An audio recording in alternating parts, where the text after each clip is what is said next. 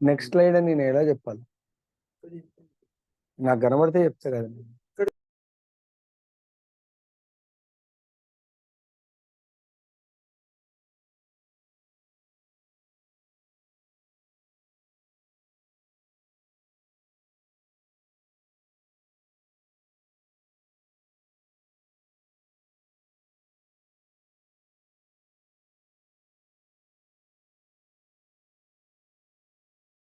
భగవంతుడు గీతా సారాన్ని బోధిస్తున్నారు.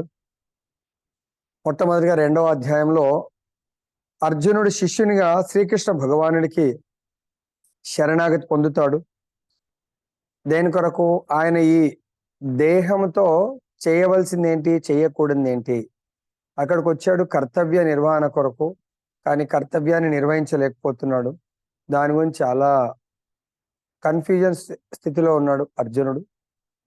కాబట్టి ఆ యొక్క కన్ఫ్యూజన్ నుంచి భగవంతుని వేడుకుంటున్నాడు తన కర్తవ్య బోధన చేయమని. దానికి తాత్కాలికమైన భౌతిక దేహానికి నిత్యమైన ఆత్మకు ఉన్నట్టి మూల భేదాన్ని వివరిస్తూ శ్రీకృష్ణుడు అతనికి ఉపదేశాన్ని ప్రారంభిస్తాడు దీంట్లో. తర్వాత మొత్తానికి ఈ 2వ అధ్యాయంలో ఆత్మ జ్ఞానము. అర్జునుడు మొదటి అధ్యాయంలో దేహంతో పోల్చుకొని వాళ్ళందరినీ కూడా దేహ సంబంధీకులుగా పోల్చుకొని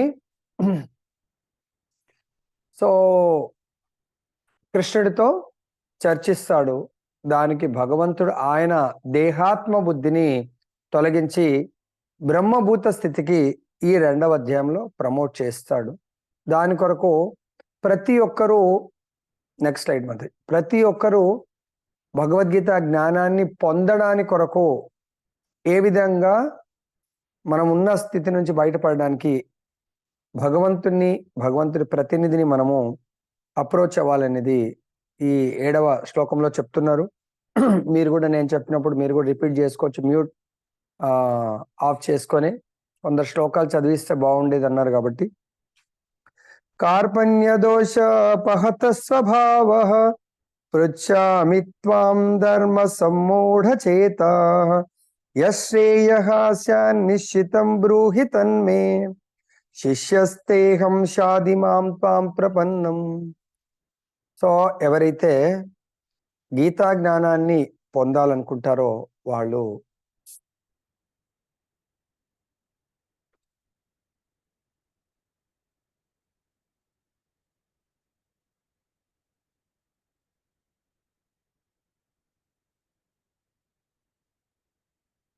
అర్జునుడు వేడుకున్న ఈ యొక్క శ్లోకంలో దాంట్లో ఏమంటున్నారంటే ఎటువంటి ఆయన లోపల కల్మషాలు ఉన్నాయి, ఆ కన్ఫ్యూజన్ కు ఆయన యొక్క అటువంటి దుఃఖమైనటువంటి స్థితికి కారణం ఏంటంటే తాత్పర్యంలో చెప్తున్నారు, లోభం అనే దోషము కారణంగా నేను ఇప్పుడు నా ధర్మ విషయంలో మోహం చెంది శాంతిని కోల్పోయాను. సో మనం కూడా చాలాసార్లు శాంతిని కోల్పోతాం. దేనివల్ల?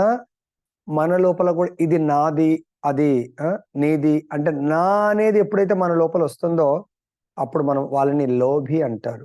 ఆ లోభము కారణంగా మనం చేయవలసినటువంటి పనిని చేయలేక, అటు చేయాలని ఉంటుంది కానీ చేయలేకపోతాము. దానివల్ల ఆ మోహం వల్ల మన ధర్మాన్ని మనం చేయాలి కానీ మోహం వల్ల మనము, ఆ మోహానికి కారణము లోభము, దానివల్ల మనము శాంతిని కోల్పోతాము. కాబట్టి అర్జునుడు అడుగుతున్నాడు, ఈ స్థితిలో నాకు నా ధర్మమా లేకుంటే ఈ నేను ఆలోచిస్తున్నటువంటి దేహపరమైనటువంటి ఆ ఆలోచనల, సో దేన్ని నేను ప్రాముఖ్యత, దేనికి పట్ల నేను సుముఖంగా ఉండాలి, ఏది నిర్ణయం తీసుకోవాలని అడుగుతున్న, ఏది ఉత్తమమో చెప్పమని భగవంతుణ్ణి వేడుకుంటున్నాడు. ఏ విధంగా? నేను ఇప్పుడు నీకు శిష్యుడను, శరణాగతులను, దయచేసి నాకు బోధించండి అని చెప్పేసి అర్జునుడు కృష్ణ భగవానుని వేడుకుంటున్నాడు. నెక్స్ట్ మాతది.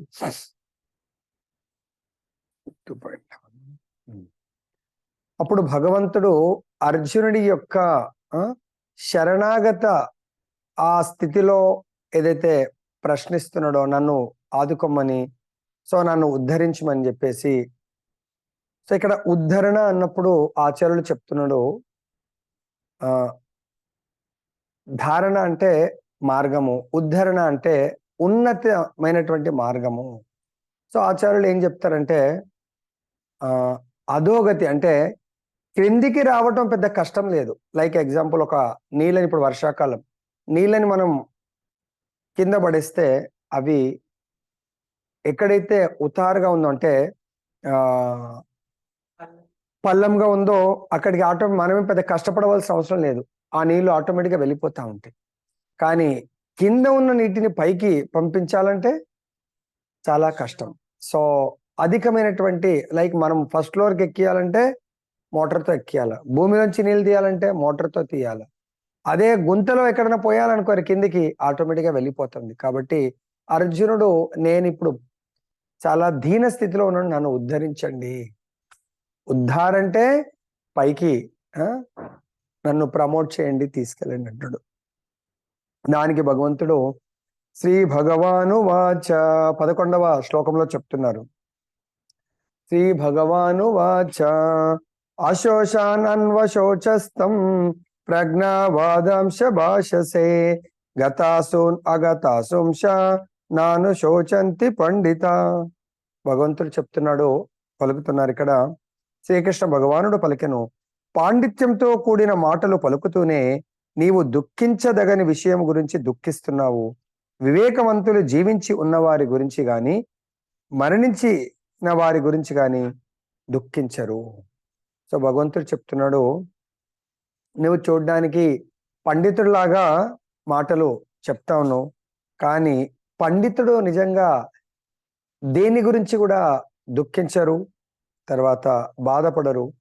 సో వివేకవంతులు ఎవరైతే అంటే బుద్ధిమంతులు, తెలివిగల వాళ్ళు, పాండిత్యం ఉన్నవాళ్ళు జీవించి ఉన్నవారి గురించి ఉన్నవారి అంటే మరణించిన వారి గురించి కానీ వాళ్ళు ఎప్పుడు బాధపడరు అంటున్నాడు. ఎందుకు అనేది భగవంతుడు నెక్స్ట్ శ్లోకాలో చెప్తున్నారు. మనం నిజంగా ఇది మనకే భగవంతుడు ప్రశ్నిస్తున్నట్టు, మనం కూడా చాలాసార్లు ఎవరన్నా అలా నెక్స్ట్ స్లైడ్ మధ్యది అలా వాళ్ళు చాలా క్లిష్ట పరిస్థితిలో ఉన్నారు, వాళ్ళు ఇంకా మృత్యువుతో పోరాడుతున్నారంటే మనం చాలా శోక సముద్రంలో, దుఃఖ సాగరంలో మునిగిపోతా ఉంటాం. కానీ భగవంతుడు చెప్తున్నాడు, మీరు మరణించి ఉన్న వారి గురించి, జీవించి ఉన్న వారి గురించి దుఃఖపడాల్సిన అవసరం లేదు. ఎందుకంటే 12వ శ్లోకంలో మీరు కూడా నేర్చుకోండి, చదవడానికి ప్రయత్నం చేయండి. నత్వేవాహం జాతు నాశం నత్వం నేమే జనాధిప నచైవా నా భవిష్యామః సర్వే వయమతః పరం. సో భగవంతుడు ఇక్కడ ఆత్మ జ్ఞానాన్ని బోధిస్తున్నారు. అంటే ఈ దేహము ఆత్మ రెండు ఒకటి కాదు. మన దుఃఖానికి నేను దేహము అని భావిస్తూ జీవించడము, దాన్నే మనకు శాస్త్రంలో దేహాత్మ బుద్ధి దేహము నేను అనుకోవడాన్ని దేహాత్మ బుద్ధి, లేదు నేను ఆత్మను బ్రహ్మభూత స్థితి, అది నేను ఆత్మని అనుకోవటము. ఇక్కడ భగవంతుడు మనం ఇప్పటి వరకు నేను దేహాన్ని, ఈ దేహంతో మనం అందరినీ పోల్చుకొని నా బంధువు, నా మిత్రుడు, నా శత్రువు, ఆ విధంగా మనం పోల్చుకుంటా ఉంటాం. కానీ ఇప్పుడు భగవంతుడు ఆ విధంగా దేహాత్మ బుద్ధే మనకు దుఃఖాలను ఇస్తుంది, ఆత్మ స్థితి మనకు సుఖాన్ని ఇస్తుంది. కాబట్టి మనం ఆత్మస్థితికి ఎదగడానికి భగవంతుడు మనకు బోధన చేస్తా ఉన్నారు. శ్రద్ధగా వినండి దయచేసి. నేను గాని నీవు గాని ఈ రాజులందరూ గాని నిలిచి ఉండని సమయం ఏదీ లేదు, భవిష్యత్తులో కూడా మనలో ఎవ్వరూ ఉండకపోము చెప్తున్నారు. నువ్వు ఈ సమయంలో వాళ్ళందరూ రాజులు, గురువులు వాళ్ళందరినీ చూసి అయ్యో వీళ్ళందరూ యుద్ధ భూమిలో వచ్చారు, నెక్స్ట్ లైన్ యుద్ధ భూమిలో వచ్చారు, మరి వాళ్ళని చంపితే ఇంకా నేను ఎవరితో ఆనందాన్ని పంచుకుంటాను, ప్లస్ వాళ్ళు నా బంధువులు, వాళ్ళని చంపడం నా ధర్మం కాదు అని అలా పోల్చుకున్నావు. కానీ నేను, నీవు, ఈ రాజులందరూ ఇంతకు ముందు మనందరం ఉన్నాము. అంటే నిలిచి ఉండని సమయం ఏది లేదంటే ఇంతకు ముందు కూడా మనం ఉన్నాము, కాకపోతే వేరే దేహాలను ధరించి ఉంటారు. లైక్ ఎట్లయితే యుద్ధ భూమిలో డ్రెస్ వేరే ఉంది, సో ఇంటి దగ్గర వేరే ఉంటుంది, ఏదైనా ఫంక్షన్కి వెళ్తే వేరే ఉంటుంది. యుద్ధ భూమిలో అన్ని వాళ్ళు అస్త్రశస్త్రాలతో ఆ డ్రెస్సింగ్ అంతా కూడా వేరేలాగా ఉంటుంది. అదే చెప్తున్నారు. భవిష్యత్తులో కూడా మనం తప్పకుండా ఉంటాము, ఉండకుండా పోమని చెప్పేసి భగవంతుడు చెప్తున్నాడు. దీనికి కఠోపనిషత్తులో కూడా మనకి ఎగ్జాంపుల్ చెప్తున్నారు. నిత్యో నిత్యానాం చేతనానాం ఏకో బహునాం యో విదదాతి కామాన్ తమాత్మస్తం ఏ అనుపశ్యంతి ధీరా తేషాం శాంతి శాశ్వతి నేతరేషాం. భగవంతుడు ఇక్కడ అర్జునుడికి చెప్తున్నారు, నిజానికి జ్ఞానరహితులైన తమను గొప్ప పండితులుగా చెప్పుకునే ప్రపంచంలో వారందరికీ కూడా ఈ విషయము బోధించడం జరిగింది. స్వయంగా తాను అర్జునుడు రణరంగంలో సమకూడిన రాజులందరూ నిత్యులని మరియు బంధముక్త స్థితులు రెండింటిలోనూ వ్యక్తిగత జీవులకు తాను నిత్య పోషకుడనని భగవంతుడు ఇక్కడ స్పష్టంగా చెబుతున్నారు. దేవాది దేవుడు పరమ పురుషుడు కాగా అతని నిత్య సహచరుడైన అర్జునుడు అక్కడ సమకూడిన రాజులందరూ వ్యక్తిగత నిత్య పురుషులు. అంటే మనందరం కూడా భగవంతుడు పరం ఆత్మ, మనందరం ఆత్మలు కాబట్టి ఈ ఆత్మలందరూ కూడా పరమాత్మతో నిత్య సహచరులు అని చెప్పేసి భగవంతుడు ఇక్కడ బోధిస్తున్నారు.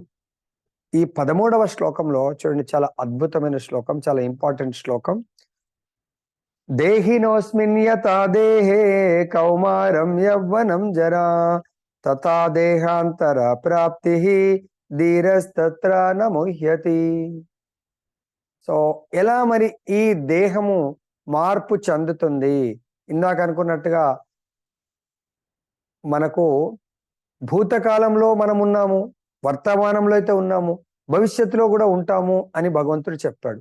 ఎలా ఉంటాము, మనము ట్రాన్స్మైగ్రేషన్ అంటే మార్పిడి ఎలా చెందుతాం అనేది భగవంతుడు ఇక్కడ బోధిస్తున్నారు. దేహదారి అంటే దేహం కాదు, దేహదారి, దేహాన్ని ధరించిన వాడిని దేహదారి అంటారు.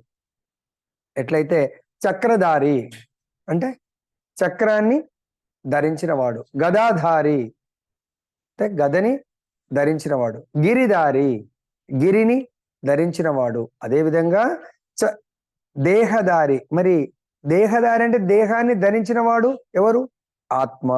ఈ దేహంలో బాల్యం నుండి యవ్వనానికి, దాని నుండి ముసల్తనానికి క్రమముగా వెళుతున్నట్లుగానే మరణము తర్వాత వేరొక దేహంలోకి వెళతాడు. ఇటువంటి మార్పుచే ధీరుడు మోహము చెందడు. ధీరుడు అనేవాడు ఆత్మ. ఎస్, నేను ఆత్మ స్వరూపుణ్ణి అనుకున్నప్పుడు మనం చూడండి, చాలా బాల్యంలో ఉండే అక్కడ నుంచి యవ్వనంలోకి వచ్చాము, మనందరము యవ్వనం నుంచి ముసలితనంకి వచ్చాము. సో ఇక్కడ అదే చూపిస్తున్నాడు, చిన్న బేబీ లాగా గర్భస్థ శిశువు, దాని తర్వాత చాలా బాల్యము, కౌమారము, తర్వాత యవ్వనము, వృద్ధాప్యము, మరణము, అగైన్ మళ్ళీ ఆ చక్రము జన్మ మృత్యు జరా వ్యాధి దుఃఖ దోషాను ఆ చక్రం మళ్ళీ కూడా కంటిన్యూ అవుతా ఉంటుంది. ఎప్పటి వరకు అవుతుంది అనేది భగవద్గీతలో. ఎప్పుడైనా మనం స్టాప్ చేయొచ్చా ఈ యొక్క చక్రాన్ని? లేకుంటే ఇదే జన్మ మృత్యు జరా వ్యాధి దుఃఖ దోషాను దర్శనం, దీంట్లోనే మనము తిరుగుతా ఉంటే మనం ఎప్పుడు కూడా పునరపి జననం పునరపి మరణం, ఈ సైకిల్లో తిరుగుతూ ఉంటాం. సుఖ దుఃఖాలను, తర్వాత లాభ నష్టాలను, ఈ ద్వంద్వాలను అనుభవిస్తూ ఉంటాం మనం. సో దీనికి ఎక్కడో ఒక దగ్గర పులి స్టాప్ పెట్టవలసింది. నెక్స్ట్ మతది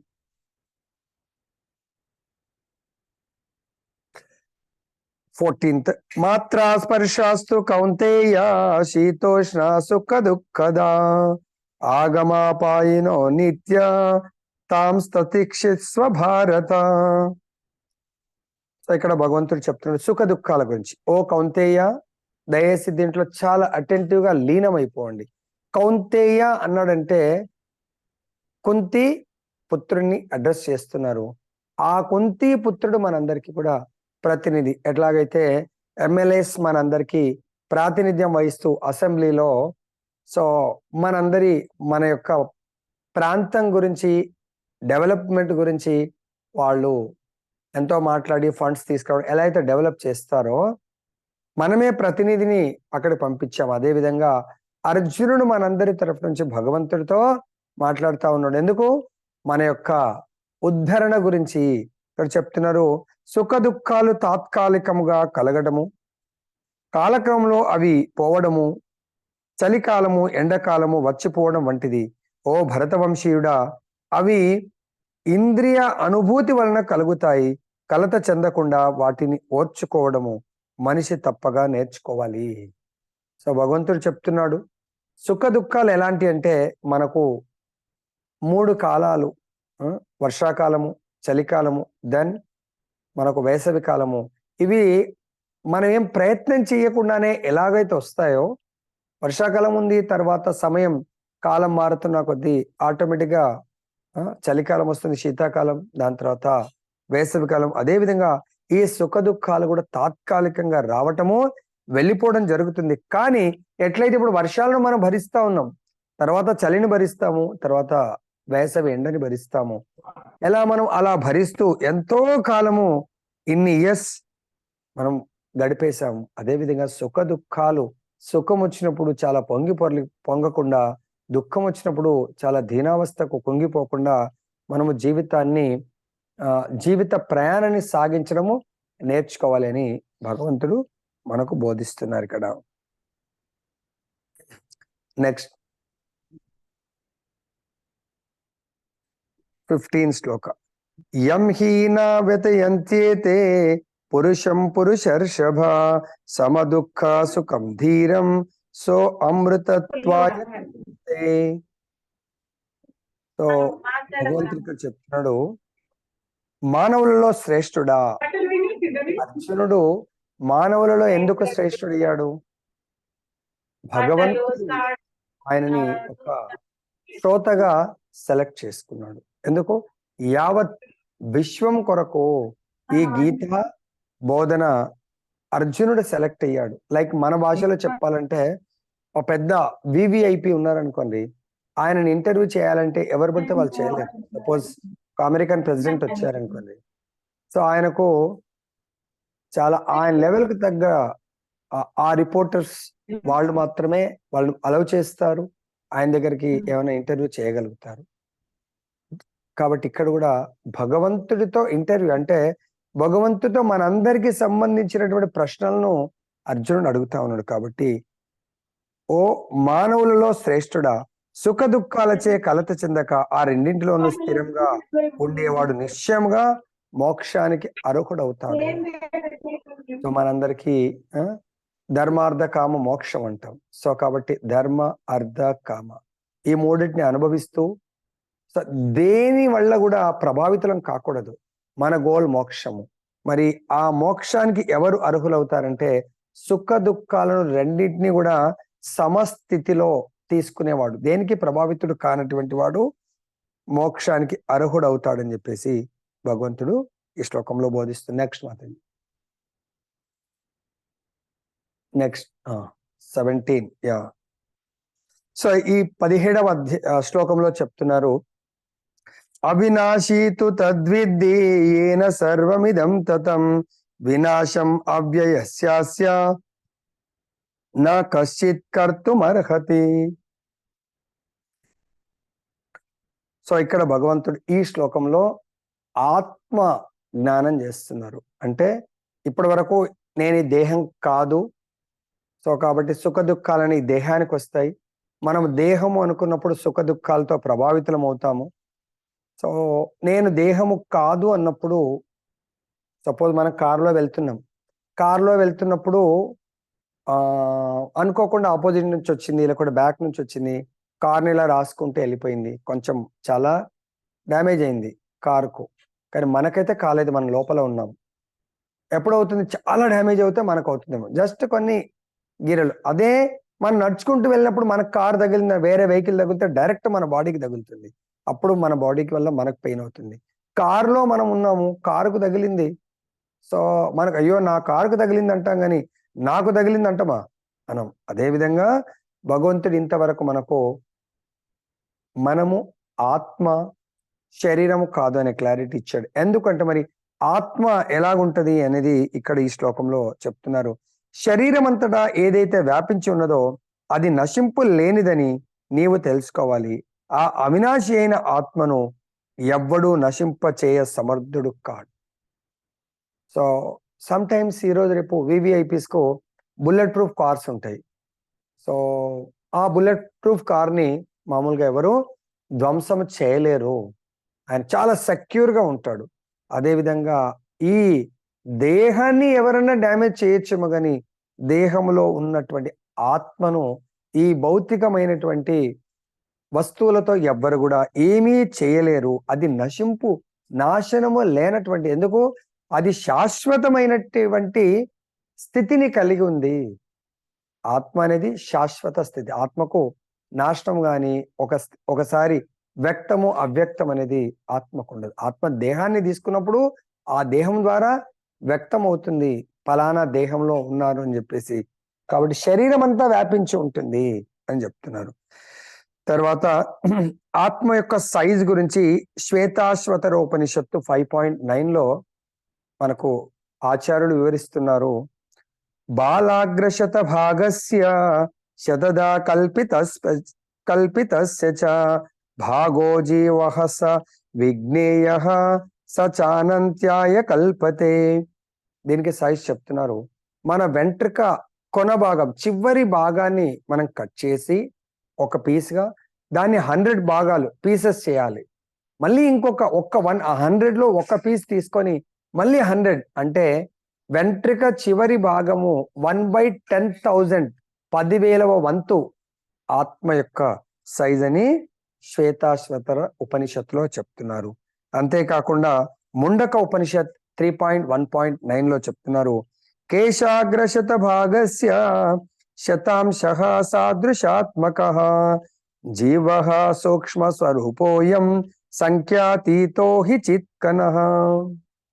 వెంట్రుక కొనలో 10,000వ వంతు పరిమాణం కలిగిన అసంఖ్యాకమైన ఆధ్యాత్మిక అణువులున్నవి. అటువంటిది సైజు ఆత్మ యొక్క సైజ్ అని మనకు ఆచార్యులు చెప్తున్నారు. నెక్స్ట్ ఇది కూడా చాలా ఇంపార్టెంట్ శ్లోక 2.20. న జాయతే మ్రియతే వా కదాచిన్ నాయం భూత్వా భవితా వా న భూయః అజో నిత్యః శాశ్వతోయం పురాణో నా హన్యతే హన్యమానే శరీరే. సో భగవంతుడు ఇక్కడ చెప్తున్నాడు, ఆత్మ యొక్క సైజ్ మనకు బోధించారు. అంత చిన్న సైజు యొక్క పరిమాణం తెలుసుకున్నాము, దాని యొక్క లక్షణము చెప్తున్నారు ఇక్కడ. ఆత్మ ఎటువంటి గుణాలను కలిగి ఉంది? ఆత్మకు ఎన్నడూ జన్మ గాని మృత్యువు గాని లేదు.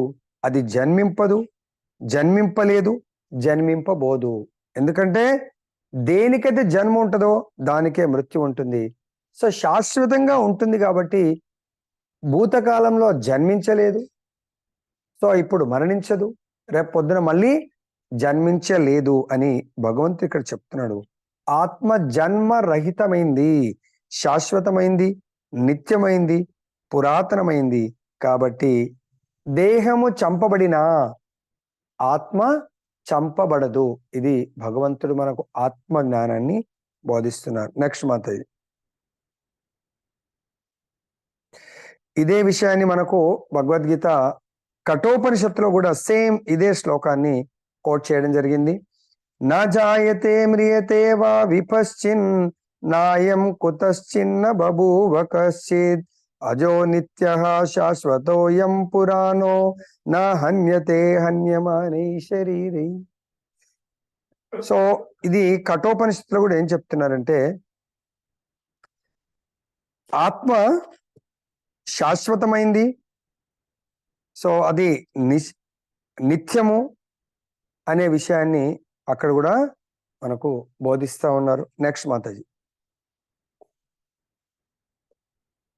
22. ఓకే, ఆత్మ ఇందాక దేహినోస్మిన్ 2.13లో ఎలా దేహాలను కౌమారం, మనకు బాల్య దశ నుంచి కౌమార, యవ్వన దశ, వృద్ధాప్యం ఎలా చెప్పారో ఇక్కడ మనకు ఇంకా ఎగ్జాంపుల్ చెప్తున్నారు భగవంతుడు. వెరీ వెరీ ఇంపార్టెంట్ శ్లోక ఇది. వాసాంసి జీర్ణాని యథా విహాయ నవాని గృహ్ణాతి నరోపరాని తథా శరీరాని విహాయ జీర్ణాని అన్యాని సంయాతి నవాని దేహి. మనిషి అంటే ఈ దేహముకు ఎట్లయితే మనము పాత వస్త్రాలను, ఇప్పుడు మనకు వినాయక చవితి రేపు, తర్వాత నెక్స్ట్ మంత్ దసరా, ప్రతి ఒక్కరు దసరాకు బట్టలు తీసుకుంటారు, కొత్త బట్టలు. ఆ పండగ రోజు ధరించడానికి ఫుల్ ఇప్పుడు మాల్స్ అన్ని ఫుల్ ఉంటాయి. పాత వస్త్రాలను విడిచి కొత్త వస్త్రాలను ధరించడానికి ఎవ్వరు కూడా బాధపడరు, దుఃఖపడరు. వాళ్ళు ఆత్మ ముదుసలి ధరించినట్లుగా ఆత్మ ముదుసలి పనికిరానివైన దేహాలను విడిచి కొత్త దేహాలను స్వీకరిస్తుంది. కొత్త దేహాన్ని స్వీకరించడం జరుగుతుంది ఆత్మ. నెక్స్ట్ మాతాజీ. ఓకే. సో ఈ ఆత్మని ఇందాక నశించదు అది అన్నాం. సో మనకు డౌట్ రావచ్చు, ఏదైనా వెపన్ లేకుంటే చిన్న చిన్న బాంబులతో కానీ దేనితోనైనా ఈ ఆత్మని నశింప చేయొచ్చా అని డౌట్ రావచ్చు. 2.13 చెప్తున్నారు, నైనం చిందంతి శస్త్రాని నైనం దహతి పావకః నైనం క్లేదయంత్యాపో న శోషయతి మారుతః.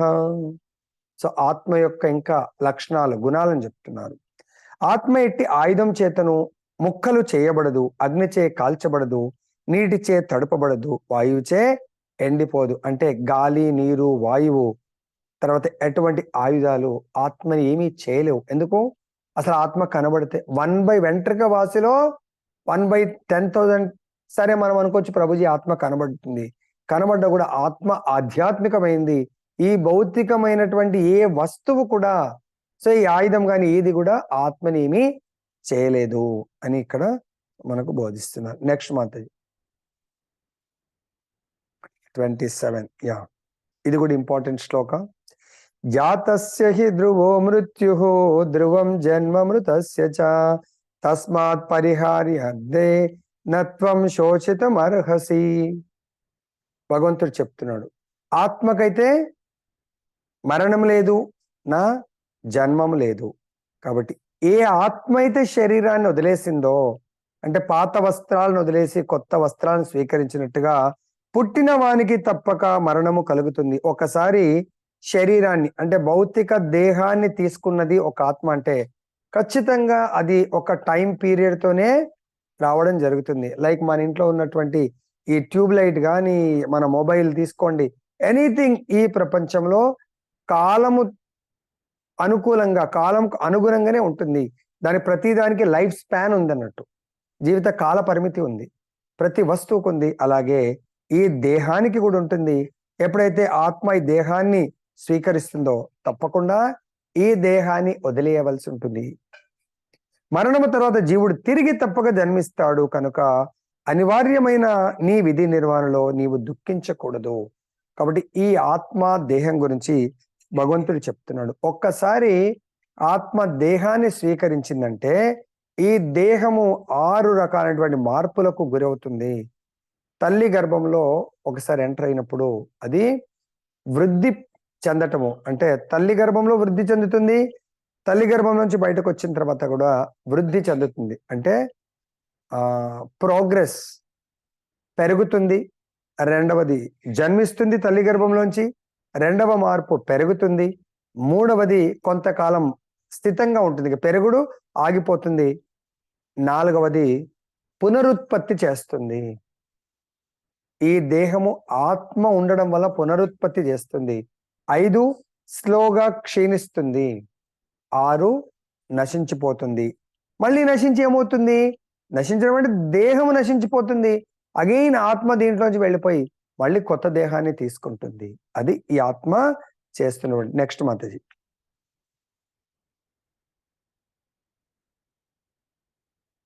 32. ఓకే.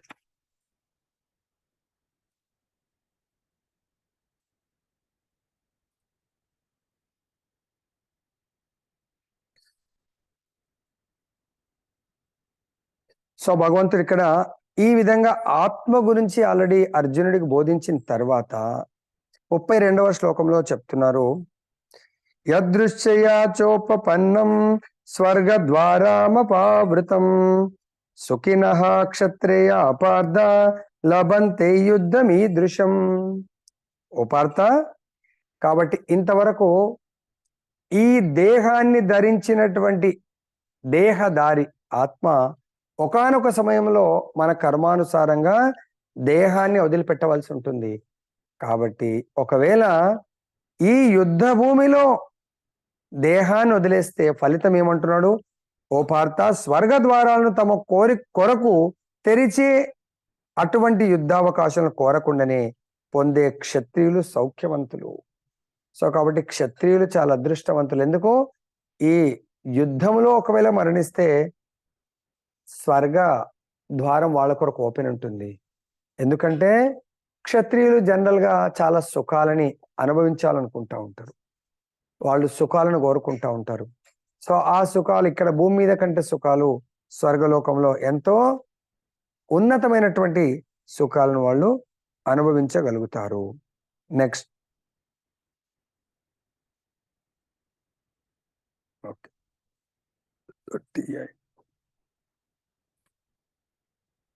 సుఖ దుఃఖే సమే కృత్వా లాభాలాభౌ జయా జయౌ తతో యుద్ధాయ యుజ్యస్వ నైవం పాపమవాప్స్యసి. భగవంతుడు దీంట్లో చెప్తున్నాడు, సుఖ దుఃఖాలను గాని లాభ నష్టాలను గాని జయాపజయాలను గాని పట్టించుకోకుండా కేవలము యుద్ధము కొరకే నీవు యుద్ధము చేయవలసింది. ఆ రకంగా చేయడం వలన నీకెన్నడూ పాపము కలగదు. అర్జునుడు మొదటి అధ్యాయంలో పాపాల గురించి, నేను వీళ్ళని చంపడం వల్ల నాకు పాపం వస్తుంది అది ఇది. సో అర్జునుడు కృష్ణుడి ముందు ఉంచినటువంటి ప్రశ్నలు భగవంతుడు దానికి చెప్తున్నారు, నువ్వు ద్వంద్వాలను, సుఖ దుఃఖాలను, లాభ నష్టాలను, జయాపజయాలను పట్టించుకోకుండా కేవలము యుద్ధం కొరకే కర్మ నువ్వు చేయు. దాని తర్వాత వచ్చేటువంటి యుద్ధ పరిణామం గురించి ఆలోచించకు. ఆ రకంగా చేయడం వల్ల నీకెన్నడూ కూడా పాపము అంటదు అని చెప్తున్నారు. మరి ఇది అర్జునుడి కోరిక మేరకు చెప్తున్నాడు కృష్ణుడు. అర్జునుడు కోరే వరకు చెప్పలేదు. కోరిన తర్వాత నాకు బోధన చెయ్యు అని చెప్పేసి అన్నారు. అదేవిధంగా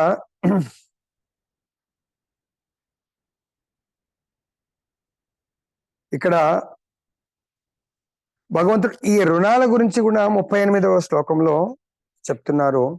దేవర్షి భూతాప్త నృణాం పితృణాం నా కింకరో నాయం రుణీచ రాజన్ సర్వాత్మనాయః శరణం శరణ్యం గతో ముకుందం పరిహృత్య కర్తుం.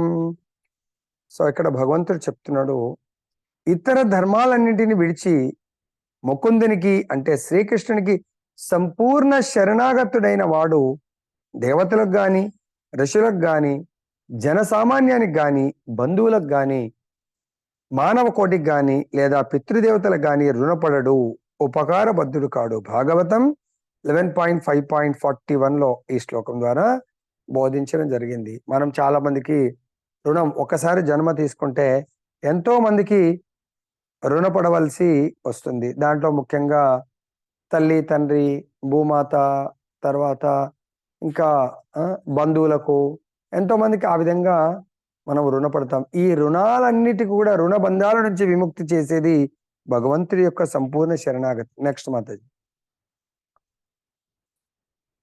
ఇది చాలా ఇంపార్టెంట్ శ్లోక, వెరీ ఇంపార్టెంట్ శ్లోక.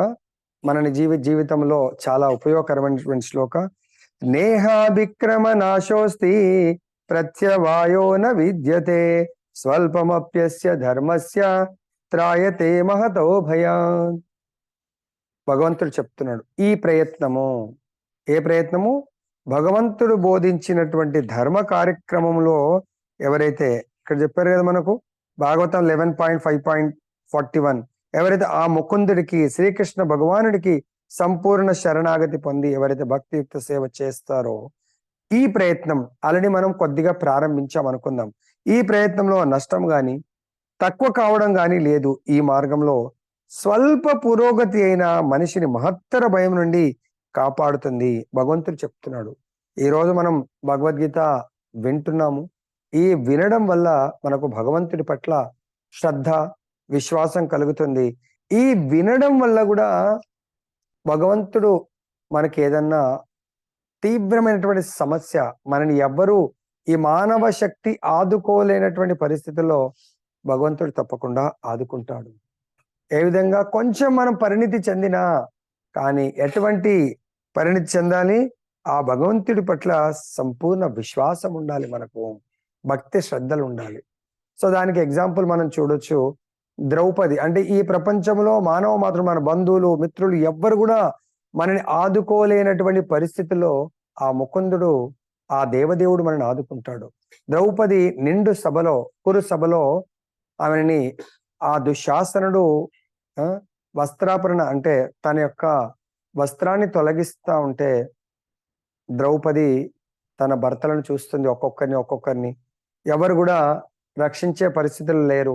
తర్వాత భీష్ముణ్ణి, ద్రోణుణ్ణి, సో అందరినీ చూస్తా ఉంది. ఎవ్వరు కూడా అందరు తల కిందికి వేసుకుంటున్నారు తప్ప ఎవరు రక్షించే పరిస్థితుల్లో లేరు. లాస్ట్ కు ఆమెకి ఇంకా సేమ్ అర్జునుడికి ఈ పరిస్థితిలో ఎవరిని ఆశ్రయించాలి, ఏం చేయాలో కూడా తెలియకుంటే అప్పుడు అర్జునుడు స్వయంగా భగవంతుడే దగ్గరున్నాడు కాబట్టి భగవంతుణ్ణి ఆశ్రయించడం జరిగింది. ద్రౌపది అక్కడ ఇంకా ఆ నిండు సభలో ఒకే ఒక్కరిని నమ్ముకున్నది, వారు కృప ఆచార్య. ఆచార్య అంటేనే వాళ్ళు దీనుల పట్ల పతితుల పట్ల ఎంతో కృపతో ఉంటారు. అటువంటిది ఆయన పేరులోనే ఉంది కృపాచార్య. అప్పుడు ఆయనని శరణాగతితో వేడుకుంటుంది కేవలం చూపుల ద్వారా.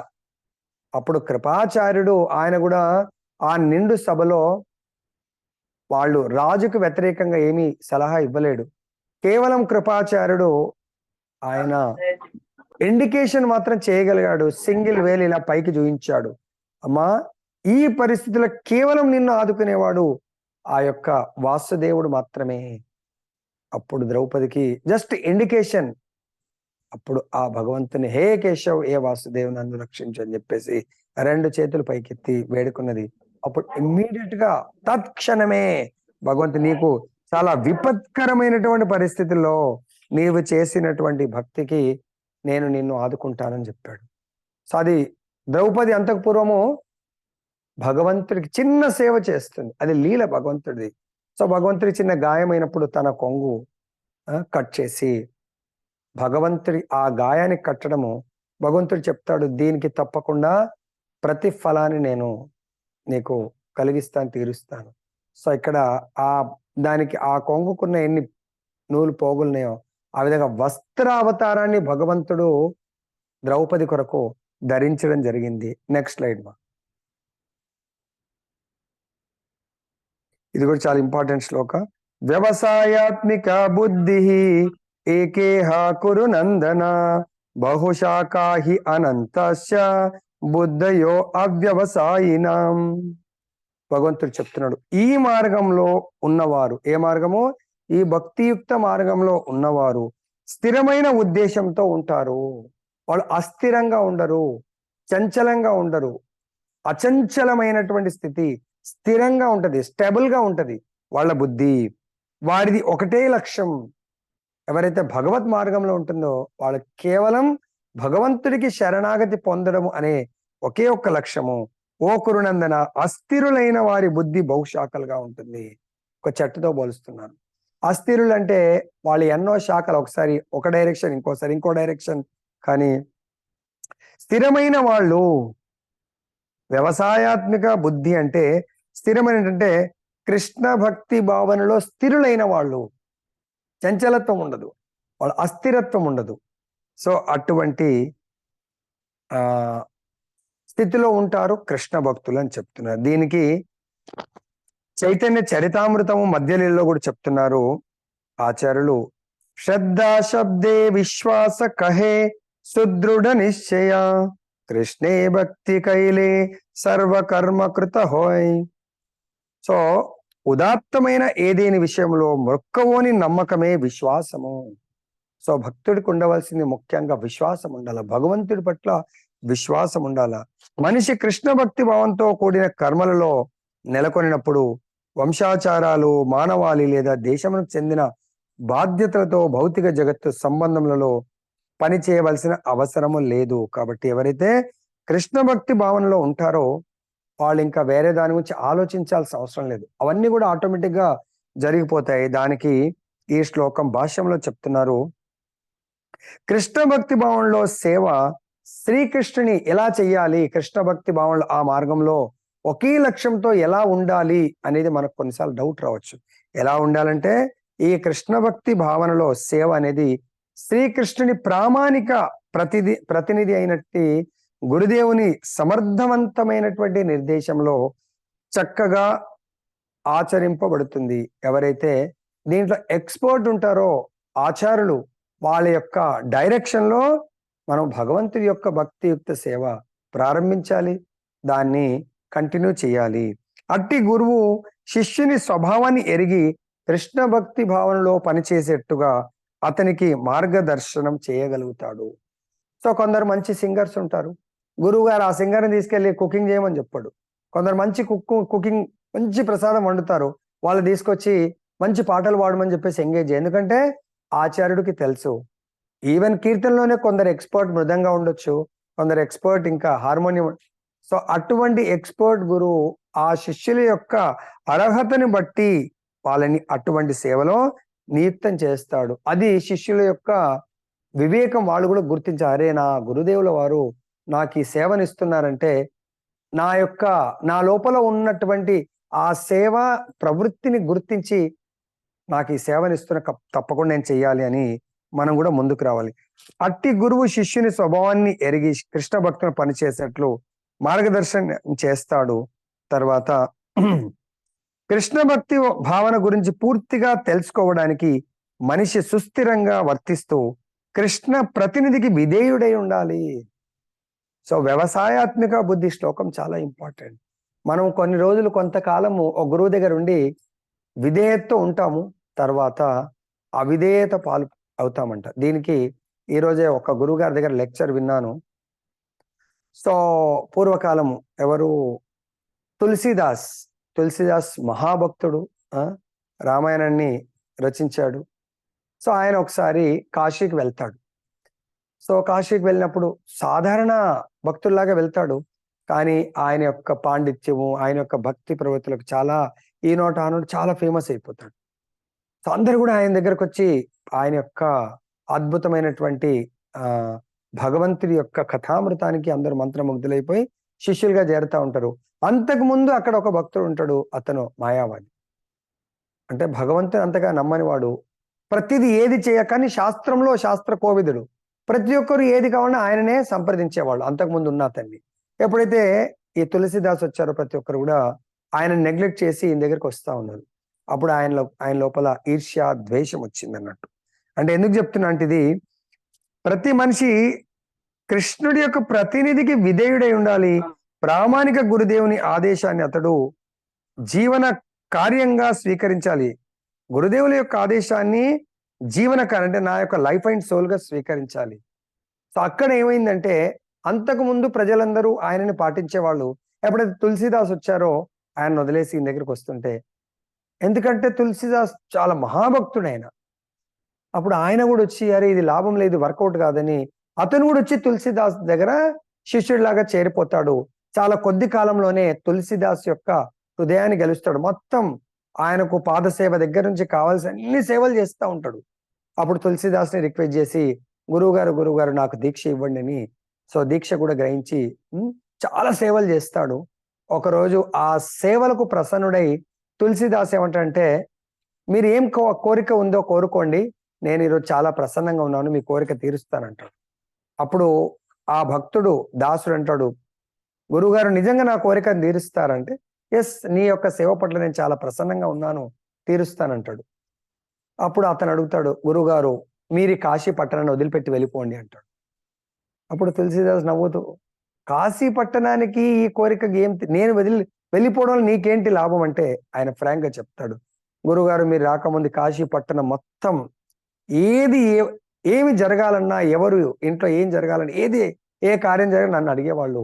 ఎప్పుడైతే మీరు వచ్చారో, మీరు వచ్చిన తర్వాత నన్ను అస్సలు ఎవరు పట్టించుకోవట్లేదు, నా ప్రాముఖ్యత పోయింది గురువుగారు, కాబట్టి మీరు తిరిగి మీ ప్రదేశానికి మీరు వెళ్ళిపోండి, ఇది నా కోరిక అంటే, తులసిదాస్ అంటాడు ఆయన ఆ ప్రదేశం పట్ల పెద్ద అటాచ్మెంట్ ఏం లేదు. ఓకే అంటే భక్తులు సాధువులు ఎప్పుడు కూడా ఇతరులకు ఇంత కూడా నొప్పించకుండా వాళ్ళు జీవిస్తూ ఉంటారంట, ఎవరితో శత్రుత్వం పెట్టుకోరు. ఓకే నేను ఇక్కడ ఉండడం నీకు బాధాకరంగా ఉంటే వెళ్ళిపోతానని చెప్పేసి ఆయన పడుకున్నప్పుడు రాత్రికి అడుగుతాడు, ఇమ్మీడియట్ గా రాత్రి ఆయన వెళ్ళిపోతాడు ఆయన.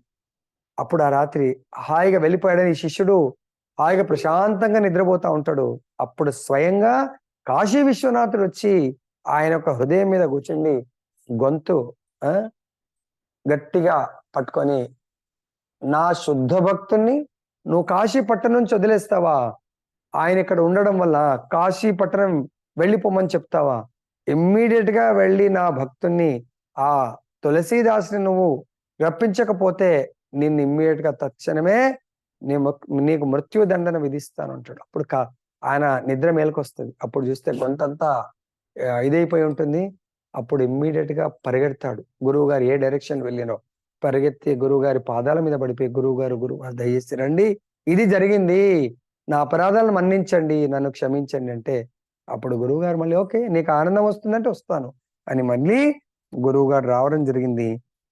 దీనికి మనకు ఆచార్యులు చెప్తున్నారు ఒక కీర్తనలో, ఇది వాడినన్నా, యస్య ప్రసాదాత్ భగవత్ ప్రసాద్ అమ్మాయి, యస్య ప్రసాద్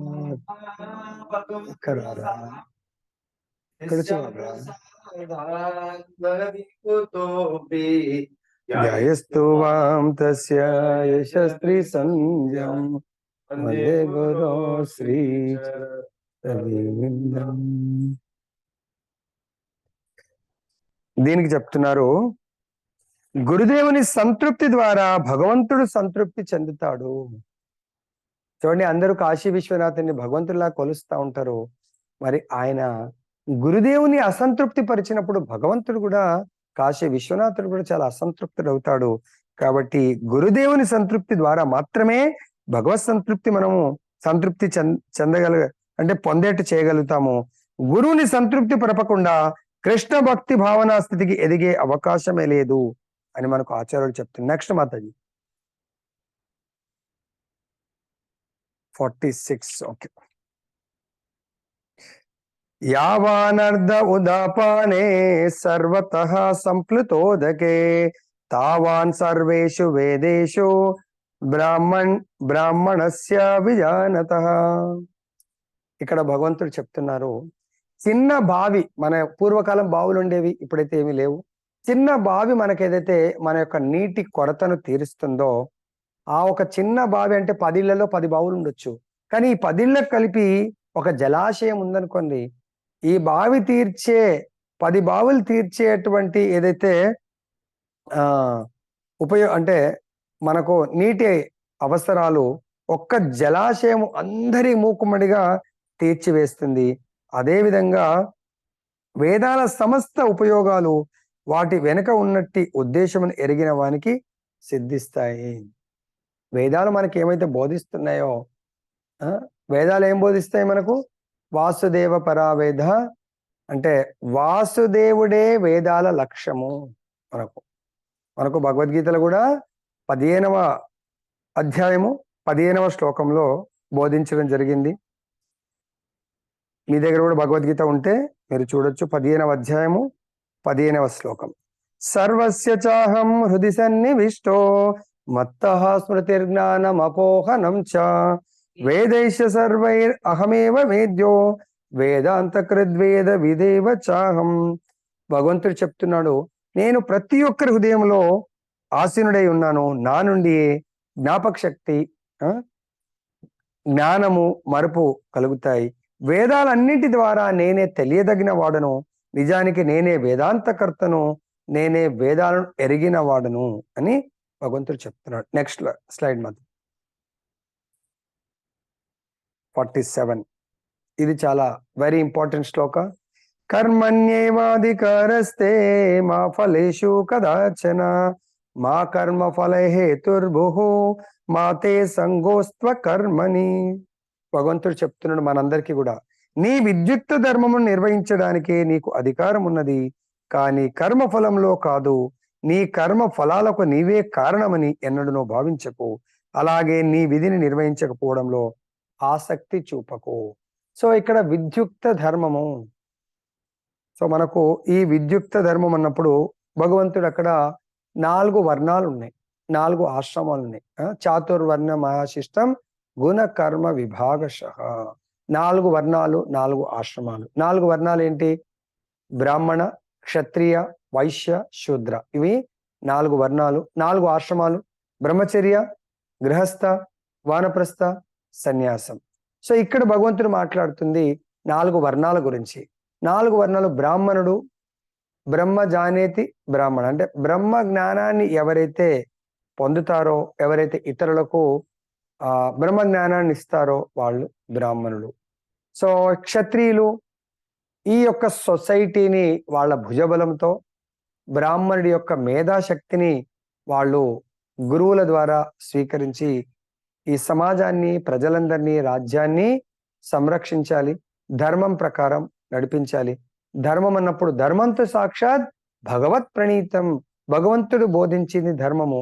మరి భగవంతుడు ఏం బోధించాడు? భగవద్గీత ద్వారా మనకు ఉపోద్ఘాతంలో ఉంటుంది. 4 ఫార్ములాస్ మనకు బోధించారు శంకరాచార్యుల వారు. ఏకం శాస్త్రం దేవకీ పుత్ర గీతం, ఏకో దేవో దేవకీ పుత్ర ఏవా, ఏకో మంత్ర తస్య నామాని యాని, కర్మాప్యేకం తస్య దేవస్య సేవ. సో శంకరాచార్యుల వారు మనకు బోధిస్తున్నారు గీతా మహత్యంలో ఏకం శాస్త్రం, అట్లీస్ట్ ఒకే ఒక్క శాస్త్రము. దాన్ని ఏంటా శాస్త్రము? దేవకీ పుత్ర గీతం. ఆ భగవంతుడు, దేవకీ పుత్రుడు కృష్ణ భగవానుడు, కృష్ణ భగవానుడు పలికినటువంటి, పాడినటువంటి ఆ భగవద్గీతను శ్రవణం చేయండి, కీర్తన చేయండి. దానివల్ల నాకేంటి ఉపయోగము? ఎవరు దేవాది దేవుడు, భగవంతుడు ఎవరనే తెలుస్తుంది. ఏకో దేవో దేవకీ పుత్రేవా, దాని ద్వారా ఆ దేవకీ పుత్రుడు మాత్రమే దేవాది దేవుడిగా మనం గుర్తించాము. నెక్స్ట్ మరి ఆ భగవంతుని ఎలా కొలవాలి? ఏకో మంత్ర తస్య నామాని అని, ఒకే ఒక్క మంత్రాన్ని జపించండి. హరే కృష్ణ కృష్ణ కృష్ణ హరే హరే, హరే రామ్ రామ రామ హరే హరే. ఈ భగవంతుడి యొక్క కలియుగ దివ్యమైనటువంటి మంత్రము. సో ఇది కూడా మరి మీరు అనిపించవచ్చు, ప్రభుజీ మీరు ఇస్కాన్ భక్తులు, లేకుంటే మీరు ఫలానా గౌడియ భక్తులు, మీరు హరే కృష్ణ మంత్రాన్ని జపిస్తారు, మేము ఈ మంత్రాన్ని. సో దీనికి వేదవ్యాసుల వారికి భక్తులు అడుగుతారు. సో భగవంతుడు వెళ్ళిపోయిన తర్వాత కలియుగంలో భగవంతుడు ఏ రూపంలో అవతరించబోతున్నారు? కలికాలే నామరూపే కృష్ణ అవతార్. కలియుగంలో భగవంతుడు, కృష్ణ భగవానుడు నామరూపంలో అవతరించబోతున్నారు. మరి ఈ నామం అంటే శతకోటి నామాలు ఉన్నాయి. ఏ నామరూపంలో ఏ నామాన్ని జపించాలి? సో దీంట్లో మనకు కలిసంత్రణ ఉపనిషత్తులో చెప్తున్నారు.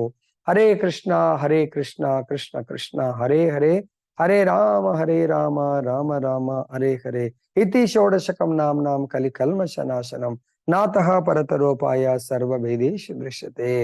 సో ఇతి షోడశకం 16 పదాలు 32 అక్షరాలతో కూడుకున్నటువంటి హరే కృష్ణ మహామంత్రాన్ని మించినటువంటి తరుణోపాయం లేదు. ఎవరికి?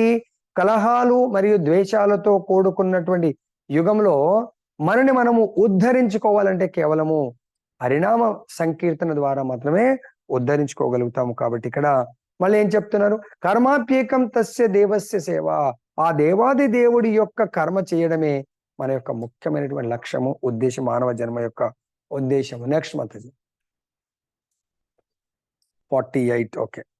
యోగస్థః కురు కర్మాణి సంగం త్యక్త్వా ధనంజయ, సిద్ధా సిద్ధ్యో సమో భూత్వా సమత్వం యోగ ఉచ్యతే. అర్జున, జయము అపజయము పట్ల సమస్త ఆసక్తిని విడిచిపెట్టి సమత్వ భావనలో నీ విధిని నిర్వహించు. అటువంటి సమత్వమే యోగం అని పిలువబడింది. సో కాబట్టి మనకు యోగ అంటే మనం కర్మ చేయడమే మన యొక్క కర్తవ్యము. ఆ కర్మలో జయం వస్తుందా, అపజయం వస్తుందా, లాభం వస్తుందా, నష్టం వస్తుందా అనేది మనం ఆలోచించవలసిన అవసరం లేదు. ఎందుకు? అది ధర్మ కార్యము అయినప్పుడు. నెక్స్ట్. ఓకే. బుద్ధియుక్తో జహాతిహ ఉభే సుకృత దుష్కృతే, తస్మాత్ యోగాయ యుజ్యస్వ యోగః కర్మసు కౌశలం. భక్తియుక్త సేవలో నిమగ్నమైన వ్యక్తి ఈ జన్మలోనే శుభ ఫలములు, అశుభ ఫలములు రెండింటి నుండి విముక్తుడవుతాడు. కనుక సకల కర్మలలోని నేర్పు అయినట్టు యోగము కొరకే ప్రయత్నించు. భగవంతుడు ఇక్కడ జ్ఞానాన్ని కొద్దిగా తీసుకొస్తున్నాడు. అంటే నువ్వు చేసే కర్మ ఒకవేళ భగవత్ కర్మ అయితే ఆ కర్మలో అటువంటి కర్మ చేస్తున్నటువంటి వ్యక్తులకు ఇదే జన్మలో శుభ అశుభ ఫలము రెండింటి నుంచి విముక్తుడవుతాడు అని చెప్తున్నాడు భగవంతుడు.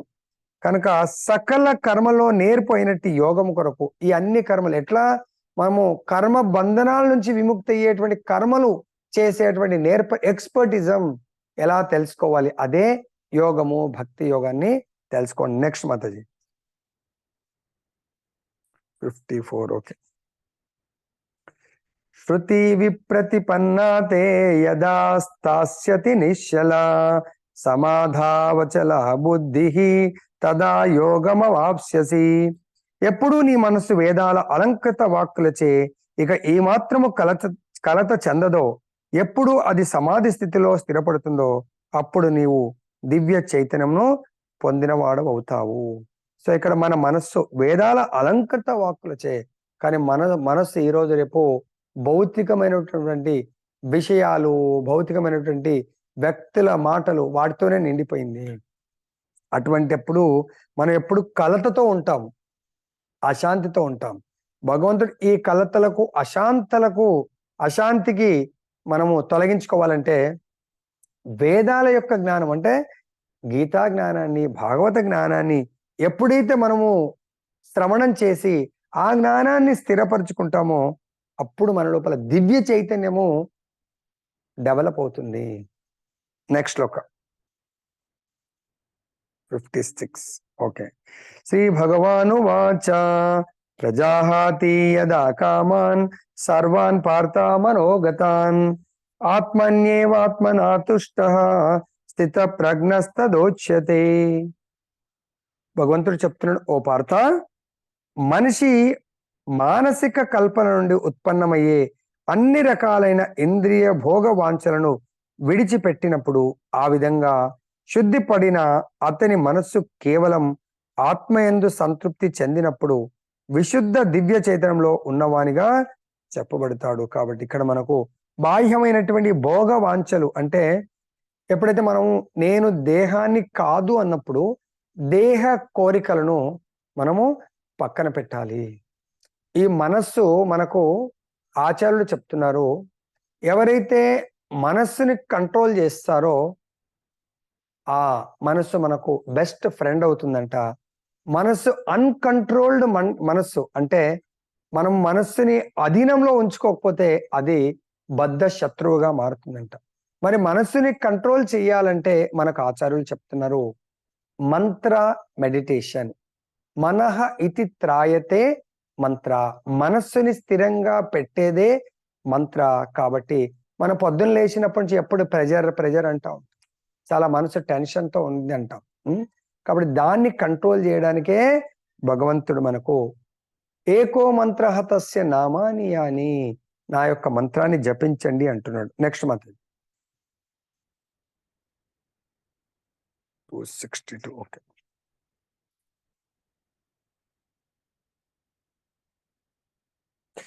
సో ఇక్కడ 262 కంటే ముందు 261 ఉంది, అది కూడా చెప్తాను వినండి. మనస్సుని కంట్రోల్ చేసుకోవాలంటే ఎలా అంటే తాని సర్వాణి సంయమ్య యుక్త ఆసీత మత్పరః వశేహి యస్యేంద్రియాని తస్య ప్రజ్ఞా ప్రతిష్ఠిత. ఇంద్రియాలను పూర్తిగా అదుపులో ఉంచుకొని వాటిని నియంత్రించి తన చైతన్యమును నాయందు నిలిపిన వాడే స్థిరమైన బుద్ధి కలిగిన మనిషిగా తెలవబడతాడు. ఇంద్రియాలను కంట్రోల్ చేయాలి. మరి ఇంద్రియాలన్నీ మనకు భగవద్గీతలో చెప్తారు. ఇంద్రియాలని కంట్రోల్ అంటే మన ఈ దేహాన్ని ఒక రథంతో పోలుస్తారు. ఈ రథానికి 5 గుర్రాలు ఉన్నట్టు ఈ దేహానికి కూడా పంచేంద్రియాలు. సో గుర్రాలాగా పనిచేస్తూ ఉంటాయి అవి. సో ఆ గుర్రాలను నడపడానికి బుద్ధి రథచోదకుడు. ఈ బుద్ధి రథచోదకుడికి గుర్రాలకు మధ్య మైండ్ ఆ కళ్ళెంలాగా పనిచేస్తుంది.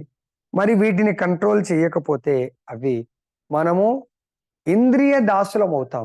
ఇంద్రియ దాసులం అవుతే ఇంద్రియాలు మనని మానసిక స్థితి అంతా కూడా పరిపరి విధాలుగా అశాంతి గురి చేస్తుంది. దానికే మనకు ఆచార్యులు చెప్తున్నారు శ్రీమద్ భాగవతంలో సవై మన కృష్ణ పదార విందయో వచాంసి వైకుంఠ గుణాను వర్ణనే కరౌ హరేర్మందిర మార్జనాదీషు శృతిం చకారాచ్యుత సతోత్కదే. ముకుందలింగాలయ దర్శనే దృశౌ తద్వృత్య గాత్ర స్పర్శేంగ సంగమం గ్రాణం చ తత్పాద సరోజ సౌరభే శ్రీమత్తులస్య రసనాం తదర్పితే. సో ఇక్కడ భాగవతంలో అద్భుతమైన శ్లోకాల ద్వారా వివరిస్తున్నారు ఎలా మనం మైండ్ ని కంట్రోల్ చేసుకోవాలా.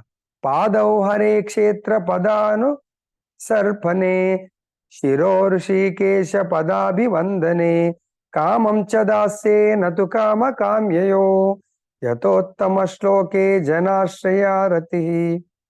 ఇది అంబరీష్ మహారాజ్ యొక్క ఎగ్జాంపుల్. సో అంబరీష్ మహారాజ్ చెప్తున్నారు ఇక్కడ తన మనస్సుని ఎప్పుడు కూడా భగవంతుడి పాద పద్మాల చెంత స్థిరంగా పెట్టాలి. భగవంతుని ఎప్పుడు తలుస్తూ భగవంతుడి పాద పద్మాల దగ్గర పెట్టాలి. రెండవది తన వాక్కులను భగవంతుడి యొక్క నామ రూప గుణ లీలను వర్ణించడంలో నియుక్తం చేయాలి. మూడవది ఈ చేతులు ఆ భగవంతుడి యొక్క మందిరాన్ని శుభ్రం చేయడంలో. 4 తన చెవులను భగవంతుడి యొక్క లీలలను నామరూప గుణ లీలను శ్రవణం చేయడంలో. తన కళ్ళను ఆ దేవదేవుడైనటువంటి దివ్యమంగళ దర్శనాన్ని చూడడంలో. తన దేహాన్ని భక్తుల దేహాన్ని తాకడంలో. తన నాసికను భగవంతుడి పాద పద్మాలకు అర్పించినటువంటి తులసిని ఫ్లవర్స్ ని స్మెల్ చూడడంలో. పుష్పగంధాన్ని ఆగ్రానించడంలో. తన నాలికను ఆ దేవదేవుడికి సమర్పించిన మహాప్రసాదాన్ని తులసిని రుచి చూడడంలో. తన పాదాలను భగవంతుడి యొక్క మందిరం ఉన్నట్టి తీర్థస్థానానికి వెళ్ళడంలో. తన శిరస్సుని భగవంతుడికి నమస్కరించడంలో. తన కోరికలను భగవంతుడి కోరికలు తీర్చడంలో ఎవరైతే నియుక్తం చేస్తారో వాళ్ళు చాలా సులభంగా కంట్రోల్ చేయగలుగుతారు. దీన్ని ప్రాపర్ గా అమలు పరిచిన వాళ్ళు ఈ యొక్క 62 శ్లోకానికి వాళ్ళు గురికారు. ఇక్కడ ఏమవుతుంది 62, 63లలో ధ్యాయతో విషయాన్ పుంసః సంగస్తేషోపజాయతే సంగా సంజాయతే కామః కామాత్ క్రోధోభిజాయతే. Very important. ఎవరైతే 61వ శ్లోకం చాలా ప్రాపర్ గా పాటిస్తారో 62 వాళ్ళకు ప్రశ్నార్థకం కాదు. ఇంద్రియార్థాలను గురించి ఆలోచిస్తున్నప్పుడు మనిషి వాటి పట్ల ఆసక్తిని పెంచుకుంటాడు. అట్టి ఆసక్తి నుండి కామం ఉత్పన్నమవుతుంది. కామం నుండి క్రోధం ఉత్పన్నమవుతాయి. ఇంద్రియార్థాలంటే ఇంద్రియ కళ్ళున్నాయి. కళ్ళు భగవంతుని చూడడానికైతే బాగుంటది. భగవంతుడు కాకుండా పలానా సినిమాలో హర్రర్ మూవీ ఉంది అది చూడాలని చెప్పేసి అనుకున్నది అనుకోని, సో అది చూస్తే అనవసరంగా టెన్షన్స్ పెరుగుతాయి కానీ ఇంకేం జరగదు. సో దాని గురించి ఆలోచిస్తున్నప్పుడు దాని పట్ల ఆసక్తి పెంచుకుంటాం. లేదంటే ఇంకెవరినైనా చెడును చూస్తూ ఉంటాం, దాని పట్ల ఆసక్తి పెరుగుతూ ఉంటుంది. సో ఆసక్తి కాస్త కోరికగా కామంగా మారుతుంది. ఆ కామం కోరిక తీరినప్పుడు కామం నుండి క్రోధం ఉద్భవిస్తుంది. నెక్స్ట్ మతై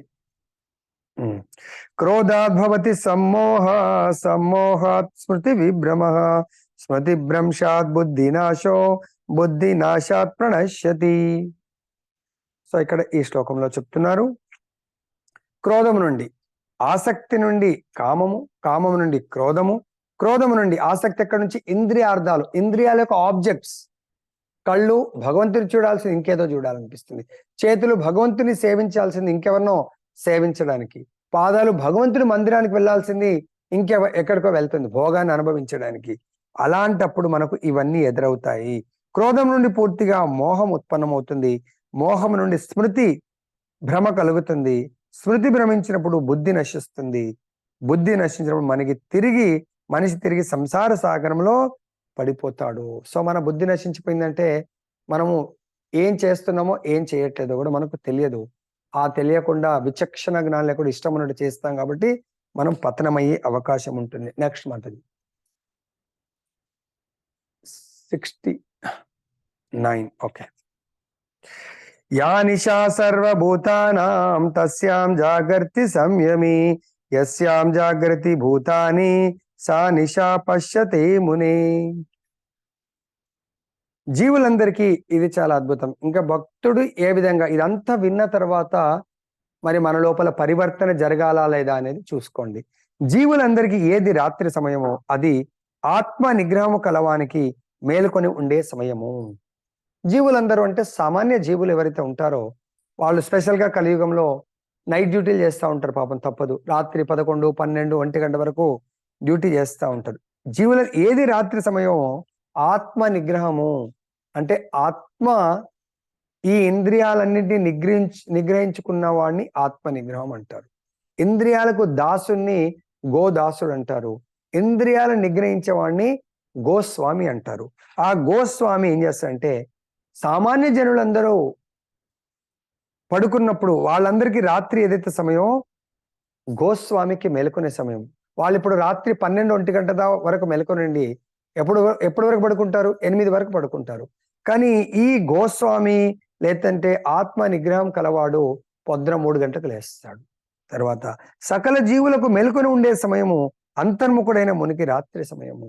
అందరూ 1 గంట వరకు పడుకుంటే ముని భక్తుడందరూ కూడా మాక్సిమం 9:30, 10 కల్లా పడుకొని ఉంటారు వాళ్ళు. అది అన్నట్టు భేదం. నెక్స్ట్ మాతది